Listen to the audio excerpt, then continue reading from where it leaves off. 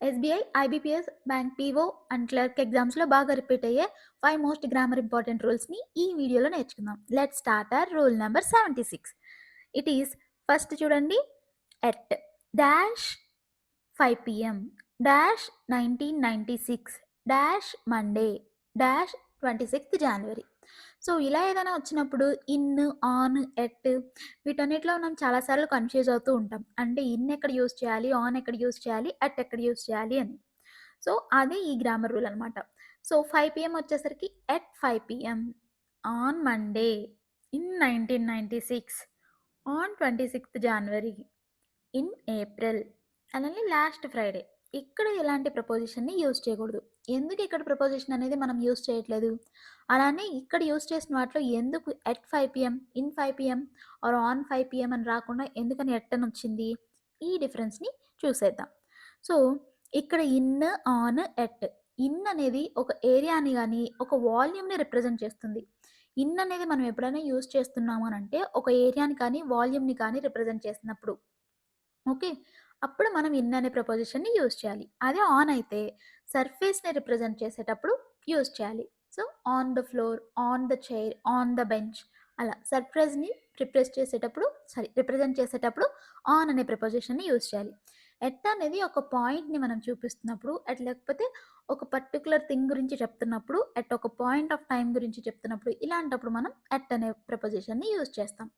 ఈ 3లో ఎట్ అనేది చిన్న విషయాల్ని, ఆన్ అనేది కొంచెం పెద్దది, అండ్ ఇన్ అనేది ఇంకా పెద్దదనమాట. సో, అలా దాన్ని బేస్ చేసుకొని యూజ్ చేయాలి. ఇక్కడ చూడండి అన్నిటికన్నా చిన్నదేది 5 పీఎం. సో, ఎట్ 5 పీఎం అని. అలానే మండే కొంచెం 5 పీఎం మీదే కొంచెం బెటర్ కదా! So, on Monday on 26th జనవరి. దానికన్నా ఇంకా పెద్దదేది 1996. So, in 1996 April, in April ఇలా అనమాట. సో, ఇన్ అనేది ఏరియాని, వాల్యూమ్‌ని రిప్రజెంట్ చేస్తుంది. ఆన్ అనేది సర్ఫేస్‌ని రిప్రజెంట్ చేస్తుంది. ఎట్ అనేది పాయింట్‌ని రిప్రజెంట్ చేస్తుంది.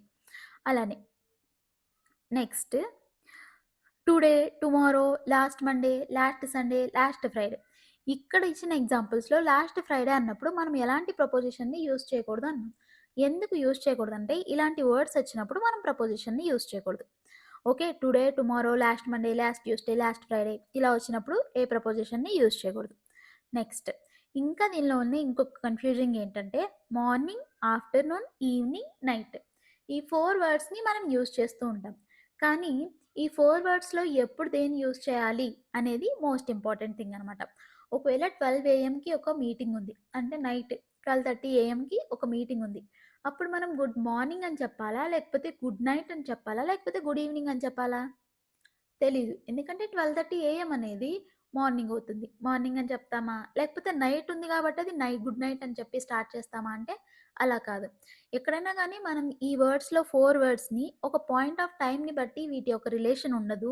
వాటిని యూజ్ చేసే సిట్యుయేషన్‌ని బట్టి ఉంటుందనమాట. సో, మనం నార్మల్‌గా ఏం థింక్ చేస్తాం అంటే మార్నింగ్ అయితే morning, afternoon, good morning, good evening, good night ఇలా స్టార్ట్ చేస్తామా అంటే ఇలా స్టార్ట్ చేయకూడదు. ఇవి ఒక పాయింట్‌ని రిలేటెడ్‌గా లేవనమాట. టైమ్‌తో రిలేటెడ్‌గా లేవు.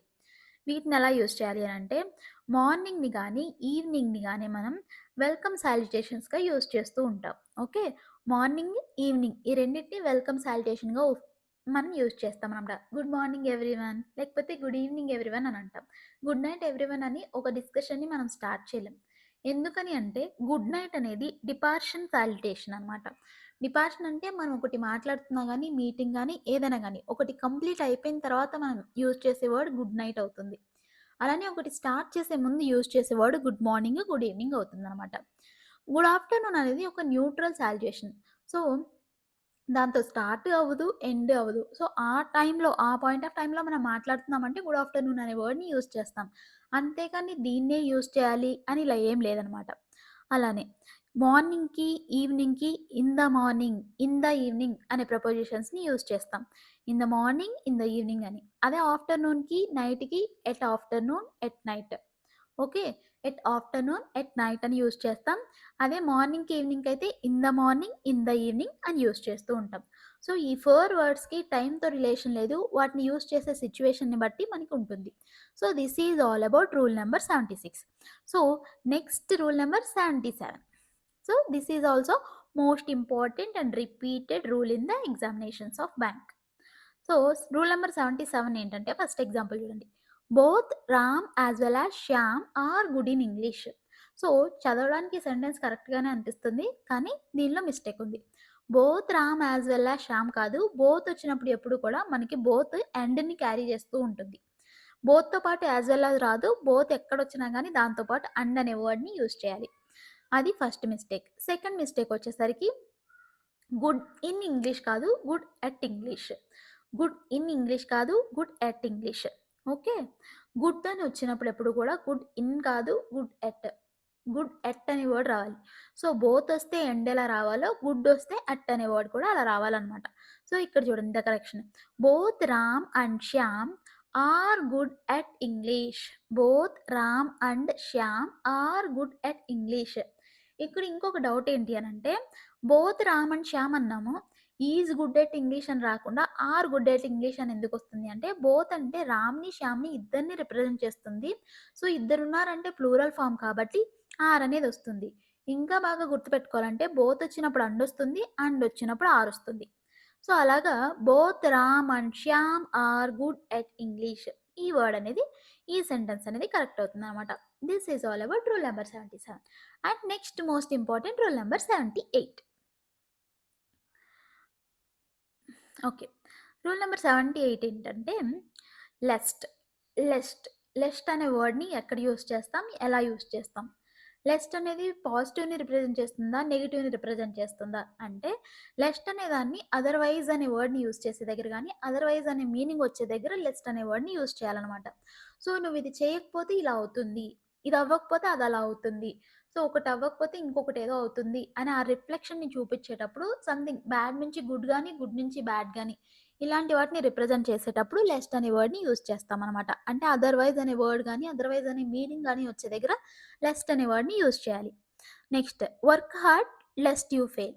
So, work hard lest you fail. Work hard hard work చెయ్యి లేకపోతే నువ్వు ఫెయిల్ అవుతావు. Work hard otherwise you fail. Like work hard lest you fail. So, ఈ సెంటెన్స్ అనేది కరెక్ట్. నెక్స్ట్ సెంటెన్స్ చూడండి. Work hard lest you would fail. Work hard lest you would fail. You would fail అని వస్తుంది. ఎప్పుడైనా లెస్ట్ వచ్చినప్పుడు మనకి ఎలాంటి helping verb అనే అవసరం లేదనమాట. కాబట్టి ఇక్కడ వుడ్ రావటం వల్ల ఈ సెంటెన్స్ అనేది రాంగ్ అవుతుంది. లెస్ట్ వచ్చినప్పుడు ఎలాంటి హెల్పింగ్ వెర్బ్ అవసరం లేదు. సో, ఇక్కడ వుడ్ వచ్చింది కాబట్టి ఈ సెంటెన్స్ రాంగ్. నెక్స్ట్ సెంటెన్స్ చూడండి. Work hard lest you should fail. So, lest ఎక్కడైనా వస్తే మనం షుడ్ అనే వర్డ్‌ని యూజ్ చేయొచ్చు. లెస్ట్‌తో పాటు షుడ్ అనే వర్డ్ వస్తుంది. షుడ్ వస్తే అది రైటే. ఎలాంటి రాంగ్ లేదు. సో, లెస్ట్‌తో పాటు షుడ్ వస్తుంది. లెస్ట్‌ని అదర్‌వైజ్ అనే మీనింగ్ వచ్చే దగ్గర మనం యూజ్ చేస్తాం. అలానే లెస్ట్ అనే వర్డ్ వచ్చినప్పుడు మనకి ఎలాంటి హెల్పింగ్ వెర్బ్స్ యొక్క అవసరం లేదు. Okay. Next rule number 79. So, most important and repeatedly ఎగ్జామ్స్‌లో బాగా అడిగే రూల్స్ కానీ, అంటే అడిగే వర్డ్స్‌లో ఇది ఒకటనమాట. ఎందుకనంటే మనం కన్‌ఫ్యూజ్ ఎక్కువ అవుతాం ఇలాంటి వర్డ్స్ దగ్గర. Until, unless, till, until. So, ఇలాంటివన్నీ గూడా సిమిలర్‌గానే అనిపిస్తాయి. కానీ వాటిని మనం యూజ్ చేసేది అండ్ ప్లేస్ చేసే ప్లేసెస్ కూడా డిఫరెంట్‌గా ఉంటాయి. సో, ఇక్కడ చూడండి. వాటి ఓరియంటేషన్ అనేది డిఫరెంట్‌గా ఉంటుంది. అంటిల్ అనేది ఎక్కడ యూజ్ చేస్తామంటే టైమ్ ఓరియెంటెడ్‌గా ఏదైనా రిప్రజెంట్ చేసినప్పుడు ఒక సెంటెన్స్‌లో అప్పుడు మనం అంటిల్ అనే వర్డ్‌ని యూజ్ చేయాలి. అన్‌లెస్ అనేది ఎప్పుడు యూజ్ చేస్తామంటే యాక్షన్ ఓరియెంటెడ్ అనమాట. సో, యాక్షన్ ఓరియెంటెడ్‌గా ఒక ఒక సెంటెన్స్ ఉంది అనంటే అప్పుడు అన్‌లెస్.